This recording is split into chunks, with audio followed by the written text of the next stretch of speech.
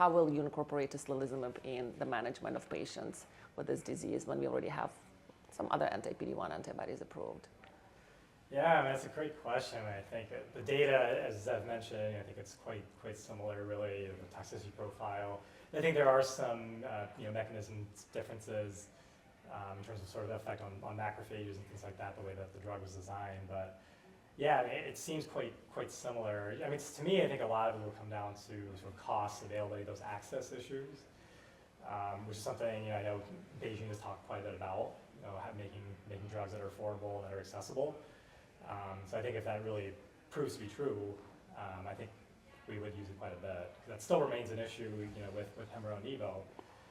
These drugs are great, but they are still quite expensive. What about you, Sunnie? Do you have any Yeah, thoughts? it's a crowded field for sure. I'm very comfortable with the other PD-1 inhibitors on the market right now. I think the strength of Tislelizumab is some of the combination strategies that the company is headed towards. I know that they presented some data at this conference looking at Q2 to Q6 formulations of Tislelizumab, which will pair nicely with the various FOLFOX. And if a patient is fortunate enough to have a long-term survival, can you give Tisli Q6? But Pembro also has that option too. So yeah, just another option, I would say. And we are seeing some of the other anti-PD-1 antibodies who have subcutaneous formulations now, which is going to be especially nice for patients who need immunotherapy alone and on this longer treatment duration. Let's talk a little bit about Zolbetuximab. It was also approved in the last year, and it's an anti-Claudin antibody.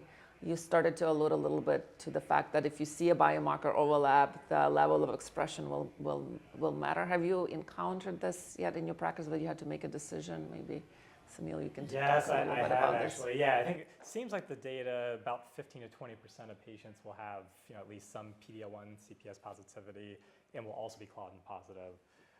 So unfortunately, it won't be that rare of a situation that we'll be in. And I have encountered it, and my thinking on that is, I would probably favor the immunotherapy combination in that setting for a few reasons.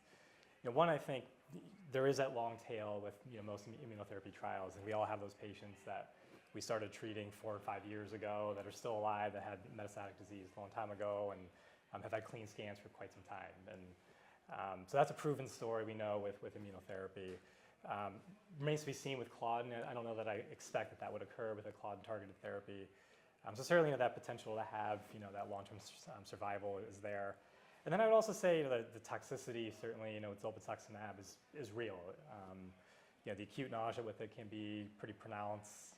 And of course we're adding a drug that causes nausea to chemotherapy, which we already know causes a lot of nausea as well. So I definitely think from a quality of life perspective, which in a good way we're talking a lot more about these days, something that we should consider for patients. I think both due to that long-term survival and also having a slightly better safety profile, I would favor the immunotherapy in that setting.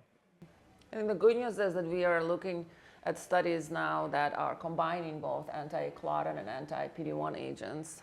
I think that's where the field is going. We are starting to add more drugs to chemo-IO combination and really using it as a backbone to those who are eligible for the combination. Are there any other agents that you're excited about in the first-line setting? That maybe you can speak about some of them.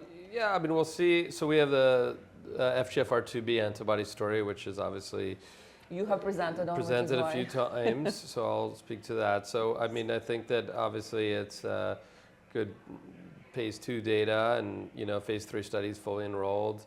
It's another 20% of HER2-negative metastatic gastric cancers. It's a good chunk of people globally. So a lot of questions still about the diagnostic, and all that's coming out in the next year, hopefully. And obviously, will the study meet its primary endpoints in the phase 3 trials? Mm-hmm. So all that we expect sometime in 2025, early 26. So hopefully, meet some endpoints here. That would be nice, yeah. Yeah, we're starting to carve the first-line patient population based on biomarkers. But the incidence of each biomarker, when you add all of them up, it adds up to more than 100%.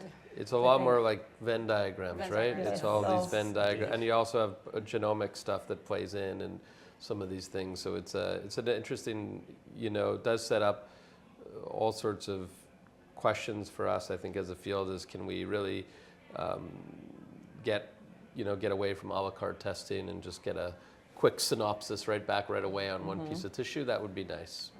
It's not where we're at. But one thing we have not been able to omit is chemotherapy in first-line setting. So unfortunately, none of these agents work well enough for us to say we're not going to give chemo. At least with immunotherapy, and the studies chemo-free cohorts have not done as well. Yeah. So it would be nice to be able to start pull back some of the more toxic agents, because right now we're in the process of adding things in. Not that antibody drug conjugates are that much better, but that's the only way I've seen us really get away from 5-FU and oxaliplatin, put an ADC in. Well, MSI high disease, some people feel like you could probably move off of chemotherapy in certain contexts of stage 4 disease, don't you think? There are patients with advanced disease where some people are pretty comfortable on the basis of not randomized phase 3 data, but on the basis of sort of subset analyses of single agent checkpoints. I've had mixed success with this actually in my practice. It's not colon cancer.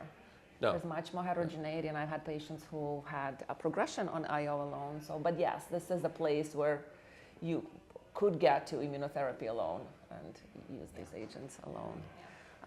What about zanidatamab? Are you following that agent? I think it's another interesting compound that also has phase 3 studies ongoing, and I think already finished enrollment as well. Do any of you want to talk about that agent in HER2-positive disease?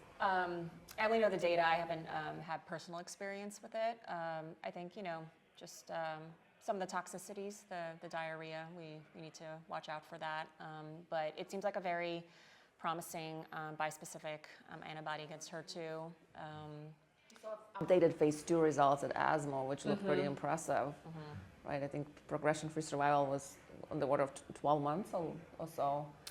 Yeah, and they have single agent activity, so it might translate. I think we have to see the combination arm with Tislelizumab also in that study to see how it translates and compares at least, to the control that they used. Yeah, it's approved now in biliary tract cancers. I haven't had an opportunity to use the drug yet myself because it's such a rare patient population. I don't know whether you have any thoughts about Horizon. Yeah, I've given it once in that setting so far. It's gone well. The diarrhea actually has not been an issue, fortunately. But yeah, you're absolutely right. I think that is a critical thing that is seen often with that drug. And but yeah, I'm definitely curious to see what the Horizon GA study shows. And it's multi-arm. There's the arm with FOLFOX and FOLFOX, Zani, and Tisli. So they'll at least have some measure of what the components are, which can be an issue with some studies. So I think we'll actually see sort of what the efficacy of Zani is alone, and plus what does IO add to it as well. Right. It doesn't have our current standard as a control arm because the study was launched before we had Keynote 811 data with pembrolizumab and trastuzumab, but it does have this nice design where I think the aim is to show that zanidatamab is not trastuzumab, it's better because it has those two arms of that IO, and then tislelizumab again here in the first-line HER2-positive setting as well as a partner. Right. So. Yeah, that FOLFOX alone arm is a little problematic. FOLFOX trastuz, but without Without pembro. Without Yeah. pembro,